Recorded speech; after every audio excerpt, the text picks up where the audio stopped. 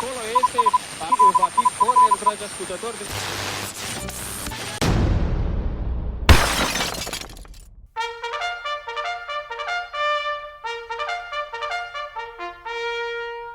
Hello everybody and welcome back to a special episode of It Ain't Broke, because we're going to review a new film today, which is Shane Black's steaming train wreck, The Predator. Here's a clip.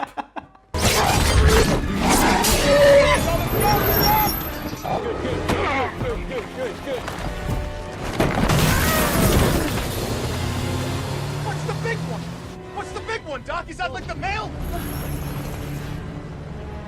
Are they hunting each other now? Okay, so of course I am Richard Jackson and I am joined by Brad Watson. Hello. Whom I very good to have you back, sir. By the way, Oh, really great to thank have you back for in the having room me. with us. And this is going to be an interesting one. I deliberately baited you by calling The Predator a train wreck. Yep. As you might know, Brad is like a sort of boundless well of positivity and enthusiasm about cinema, which kind of makes him the anti-Jackson in a number of ways. Because I've only known him 2 years, I wonder if he sort of crawled out of the Phantom Zone or something. So Shane. We're a bit late to the party on this. Everybody's talking about Shane Black's The Predator. For my part, I really, really like Shane Black. Kiss Kiss Bang Bang, you know, The Nice Guys, and then all the script he's written over the years. I think he's a fucking funny guy. He's got a great sense of cinema. He's got a great sense of pacing and humour, and da-da-da. I think that this is not his film. No. Bluntly. Yeah. I think it's been absolutely kind of gutted by the studio, which is something that Fox have done in the past. I'm not going to say They've been known to, haven't they? They've dabbled. Yes. We all saw Fant Four Yes. Stick and other things, didn't we? So tell me about The Predator. Give me a quick rundown of the plot and then we'll get into it. Little Predator turns up. The little big, Predator that big could. Predator comes up, rips his head off, Yeah. and he was trying to steal DNA. That's about it, really, isn't it? That's about it. Yeah. It's yeah. Are we spoilering, by the way? I think we just did a little We just bit. did. Yeah. Let's just say, okay. Because I like magic tricks. Yep. Go to that time code. It's Adobe Premiere, isn't it? It's the wipe transition. It's gonna be fun. I could see you doing that. Yep. You see it happening. Go to that time code if you want spoilers. If you want to avoid spoilers. In this film, a regular-sized predator has fled to Earth with a special weapon that he plans to give us in order to save humanity from a coming invasion of the predators. It's revealed that the predators, who are referred to as the predators by humans and each other, are coming to Earth. And the overall plot is that predators want to steal autism.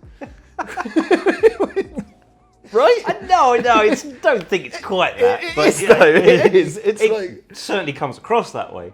But yeah. It's hard to talk about the plot because it's really, it's a hot mess. I mean, the way it's been cut up and stuff. Yeah.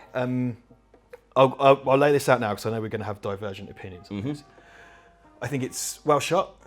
I think it's got Henry Jackman did the music. Yes. Yeah. It's using the Silvestri score. Yeah. So reorchestrations of and he's someone which who sounded good. It did sound good. Yeah, really like that. I think he did a very good job. I think the cinematography for the most part is nice. I think there's in theory a good cast. In theory. Well, I feel like a lot of the humour was butchered because Shane Black is about kind of really snappy stuff, and we haven't really talked about the Nice Guys on camera before. But I just think the comedy in it is wonderful. I think it's fantastic. Like, it's really good. Brilliant. And my brother pointed out that in this film there are moments where sometimes the camera swoops in like there's going to be a punchline, and it just cuts. Right. Yeah. And it feels like there was a joke in there. Yeah. And quite a lot of the humour, though the writing was good, just the humour just didn't land. And the plot is kind of, this is the thing, it's technically really good on a lot of levels, but then there are particular moments where the editing absolutely goes out the window. So the third act is the lurch predator, you know, the lanky predator. The lurch predator goes, let's remake Predator in 5 minutes, and the makes them all run into the woods and play hide and quick, seek. off you go. Yeah. Okay. 10, 9, 8. I give you a head start. Thanks. Figure where to start, and starts picking them off in Predator fashion. But there are a couple of moments. So, for example, do you remember in Force 10 from Navarone when they put the cheese wire across the road and it cuts the guy's head off? They do that, but it's the Predator. The Predator does it, I should say, not just some people. Do it. And 2 guys' heads get cut off, but it's cut so quickly. You only just kind of about work out what's happened. Yeah, it's kind of like, because I remember laughing at that. No one else reacted to it, and I was like, I don't think anyone saw it. I don't think anyone else noticed it. the main bad guy has a Predator shoulder cannon. Yeah. And as far as I can tell from what I saw, Olivia Munn goes, "Oi!" And the gun just goes, blows his head off. Well, because it goes where he goes where there's threat. So he turns, and it turns to him. Yeah, but why did it go off? I don't know. Exactly. Exactly. So I feel like I've been a bit unfocused, but it's full of like these really problematic bits where it's just been cut in such a way that it just doesn't make sense, which is fundamentally kind of criminal, really, in terms of something that you're going to release into the cinema. Yeah. And in terms of what I've read up in its kind of broader production, there was lots of. It seems like there were like 2 or 3 friendly predators in it, and that's all gone. Quite a lot of it just doesn't make sense. Whole sections of it just don't make sense. And I think if you're going to release this film in the cinemas, I should have a finished product. You know, I'm sorry, like it's the same like Fant Four Stick and Suicide Squad and stuff. So you've released. I think at the time I described it as like, you know, it's a sort of Ford Cortina welded into a Renault Clio that then smashes up and kills a family on the A14. it's the cut and shot of movies. It's like it's a local newspaper tragedy waiting to happen. So you know, look, we've promised spoilers. So you know, and I think I got it backwards with the time code thing, didn't I? So I just threw a bunch of spoilers in. But, Are we doing spoilers now, and what are we doing? Fuck this up. Okay, look, the whole thing. I'm just going to put spoilers. I'm going to fix. It's going to be spoilers from now. I'm going to fix that with text. Right, Fuck it. Who cares? Everybody's seen it. Okay, Go for spoilers. Yeah. Totally fine. Yeah. The idea is that the Predators have been going around the galaxy and stealing DNA from all around the galaxy to upgrade themselves. So the reason they take spines is to upgrade themselves instead of for trophies. Yeah. And main character's name, who is Snipey McTuffson, his son has Asperger's syndrome, and actually Asperger's syndrome in the Predator universe is the next phase of human evolution. And because he's the only human with Asperger's syndrome, they have to kidnap him. So basically they're already got 10-foot tall bulletproof monsters, but now they need them to have Asperger's as well. I don't know why he took him. I don't know why. I don't know. Well, what I assume because he was going to do. take his spinal fluid and then use that to upgrade. But then there are hundreds of, thousands, whatever, other autistic people in the world. So why would you? Well, yeah, I know. Yeah. I got to say as well, look, I mean, I'm not going to be precious about this, but I know a few people with Asperger's syndrome, and one of my very dear friends was just diagnosed with Asperger's as an adult, right? Which has probably got to be quite good to hear because it clears up a lot. Yeah. What you don't fucking need is popular culture telling people you've got a superpower when really you've struggled with something your whole life, and it's like, well, actually, alien hunters might want to steal your spine. Like that on one level, and I don't know if that's what Shane Black wanted, because I think in whatever he was trying to do, there was something that was trying to be said about mental illness. Yeah. But that's just been lost. That's been lost. And that's been butchered, and that can come across wrongly if you want to take it that way. I personally didn't take it that way, or didn't want to take it that way, but it was. I'm not saying I was offended by it or anything, but I'm just saying it was on that. And you know, I don't speak for people with autistic spectrum disorders, right? But I can imagine it's sort of like Sherlock does it as well. Like, oh, it's a superpower. Yeah. That's probably quite fucking irritating. It's something you've lived with your whole life. Yeah. People just kind of go, well, actually. Yeah, I mean, you're diving into territory there that is, you know. I'll put my hands up. I don't want to get too involved. Yeah, no, exactly. And to wheel it back a bit, for me, you know, because the way I view this film, I don't take it that seriously, you know. And I was having whenever I've had this conversation about the film, and when people sort of like criticise it for mucking around with the canon or changing the reason the Predator's there and all that stuff, I'm so done with expanded universes and canon and things like that. I just don't care. There's part of me that wants films to, you know, to completely fuck up, you know, established canons now because I'm just bored of it. Last Jedi apologist, Brad Watson. Absolutely. And you know, I guess I haven't really stated where I stand on this movie, because and admittedly, I think where I stand is actually a reaction is a reaction to the reactions of the movie or the reviews it's been getting, because I agree wholeheartedly, it's a mess, and it's been butchered, and it's very subpar Shane Black. It's not even coming close to it. But there were 5 times in this movie where I laughed quite heartily. Fair dues. And it didn't I wasn't as insulted by it, and I can get insulted by bad filmmaking. Trust me. I mean, like Suicide Squad, I wanted to scream sitting through that film because I could feel that I was being carved up a shit sandwich of butcherness, and whereas this, and I could feel that happening here, but Shane Black still, some of the humour did land for me. Some of it did, not all of it, but some of it did, and for that I was grateful. And my mate Chris, who I saw it with, when we came out of the cinema, we both turned to each other and went, it wasn't that bad, So I guess so that is obviously a reaction to the reaction it's been getting. Now, I will say that through all its flaws and and everything like that, if you want to watch a movie where it's constant humour not landing, then watch The Meg, because that I found. Get the fuck out of my house. Absolute. I found that. You leave Jason Statham alone. I found that a chore. You leave dirty Chinese money and giant shots of Jason Statham alone.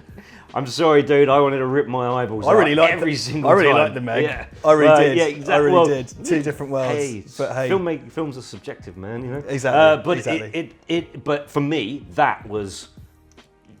I wanted that film to end. I couldn't wait for it to end. I suppose the difference is I wasn't feeling that. I knew I was watching a mess. I knew I wasn't watching a good film. But when again we can do spoilers. When the Predator picked up that severed arm and gave the guy a thumbs up, see, it's funny. It's funny. That is hilarious. So I absolutely laughed my ass off. This is the thing. This is the thing. Now, because a bunch of the jokes didn't land for me, but in terms of their writing, I was like, oh, that's a really good Shane Blacky joke. But the way that actor's delivered it, and the way it's landed, and the way it's been cut, just killed it in the water. Absolutely. And Boyd Holbrook's deliveries as well are often just like... But I mean, one real example of that for me, because where I started chuckling at the concept of a joke and not the execution, because the execution was terrible, was the concept of the dog constantly playing fetch with and then turning up Deus Ex Machina and dropping a weapon. Just didn't make that whole thing made no sense. I thought the idea was hilarious of the dog just doing that. Like it's just playing a game of fetch constantly. It didn't make any sense. But it was so bad. It was really badly executed. We shot it in their heads, so now it just acts like an Earth dog. And then when it does turn up, it so feels like reshoots. Because it's kind of like every time Olivia Munn's standing on her own in the room, it's like, well, the dog's going to come then. Yeah. Because it's all feels like it's just like. Yeah. It's absolutely. It was executed terribly, but I was chuckling at the concept. When it cut, when is she going to be all right in there with all those blokes, and then it cuts to them, putting the cup of coffee tea and stuff. All trying to, I laughed at that.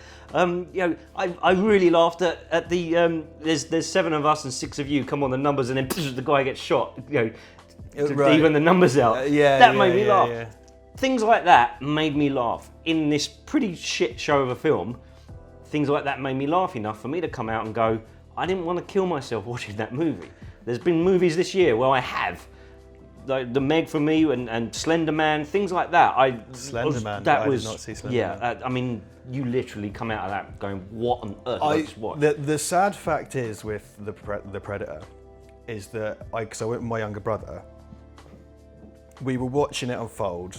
And, obviously we weren't speaking, in the cinema, but we were just giving each other looks. And the first act was just like, by the end, we were laughing our arses off, and not in a good way. We're talking like Miami Connection, Samurai Cop shit. Yeah. And then rather than come straight home, I detoured and did a mile walk with him out of my way just so we could talk about it, because we were just cracking up. And we've been texting each other, making references about it and everything. Yeah. And so I wasn't like offended or upset, but I'm and I hate to admit it, we were laughing at it because it was a joke. Yeah.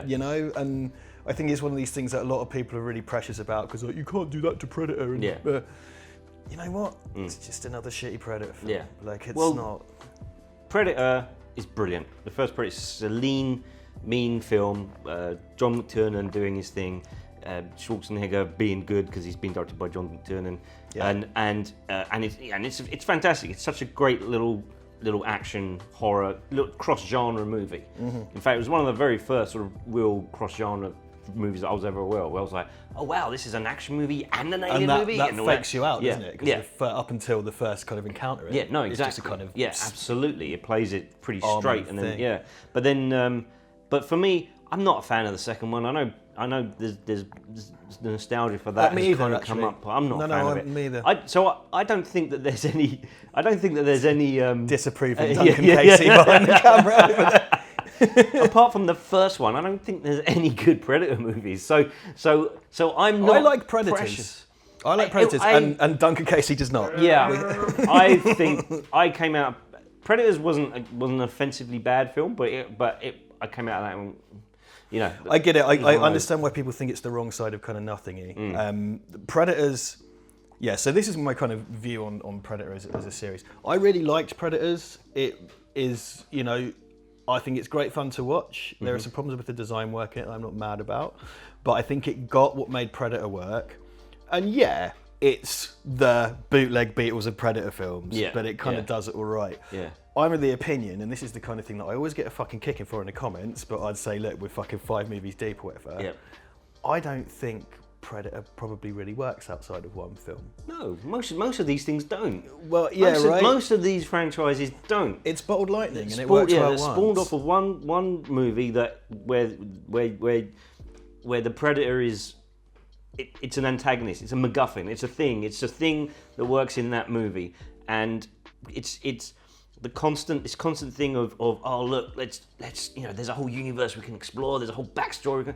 No, you know, this is what's annoying me now. You know, this is where my positivity evaporates. I did it. And I become like you, black-eyed monster like me. But I am this whole universe thing that, you know, and it happens with Star Wars because, you know, the original Star Wars trilogy, you know, movies that made me the man I am today, you know, take that for whatever it's worth. But, you know, I adore them. You know, everything else, the best of it I take or leave, really. Yeah. You know, and most of it I just can't be arsed with. Because it's not, I'm sorry, universes aren't films, stories are films. So you tell a story, you know, and then you go, oh, the universe is so rich. Like, the universe is a background to that story.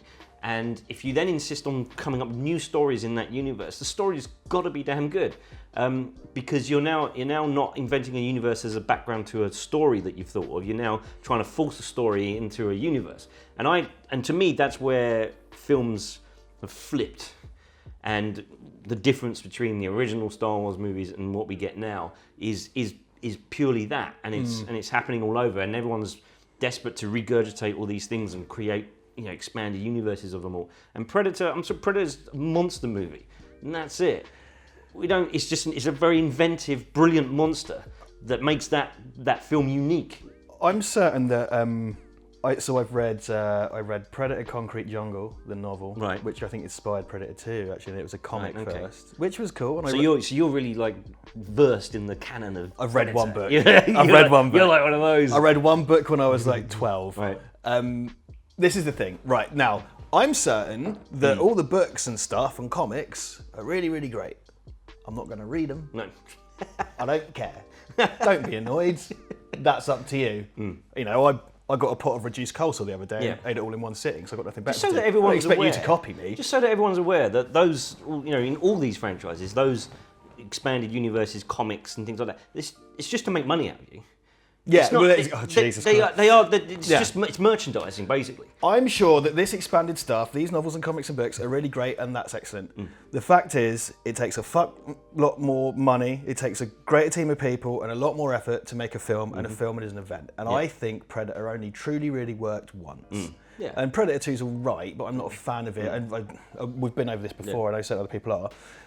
It worked well once. And part of the reason it worked is because it was mysterious and because it's a film with a twist and it was kind of something we hadn't seen before, and it was hybridization.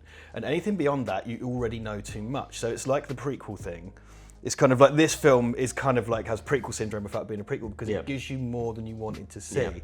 Like Star Wars, the backstory of Star Wars, I've said it before, was more interesting when it was in here. Oh, totally. And when it's laid out, it's not. And they become incrementally less interesting as they go. And unfortunately, I really think that Predator is the same. It worked really well once. It worked kind of well again in Predators, if you ask me. And then that's that. And what more have we got to do? I mean, you know, I've personally found the expansions on the Predator mythology in this film quite disappointing. But I don't think I would have found them to be anything else. Really, I don't think that was ever. And as I've said time and time again, I have to review that what was put in front of me and cost me 16 fucking notes because I had to go see it in fucking IMAX, which was bollocks because it wasn't shot in IMAX. Yeah, and why did you do that? it was the only screening. Was it in 3D? I had to go Wednesday night. It was the only. Well, Yeah, so on Thursday. that's it was, another thing that we. Yeah, that's a whole other fucking discussion. But I had to go see it Wednesday because of my schedule, and I had to see it 3D, which is not the film's fault, but that was a really horribly mastered post-conversion, which is not the film's fault. Yeah. That's just me wanting to have a gripe about being mugged for $15.95 on Wednesday night. Fuck's sake. Could have bought a lot of coleslaw with that. I have to review what was put in front of me, and that's what it was. And I kind of think because things like, for example, the Predator is coming to Earth to give us a gift to protect us from the bad predators. And his plan to deliver this gift is by killing literally everybody he meets. Instead of getting out of his crash spaceship and going like, guys, I'm way more powerful than you, but I've got something for you. It's like, well, no wonder they tied you to a gurney, you crazy fuck. Like, it's just like, oh, I got a gift. The motivations of that first Predator are very, very, very fuzzy.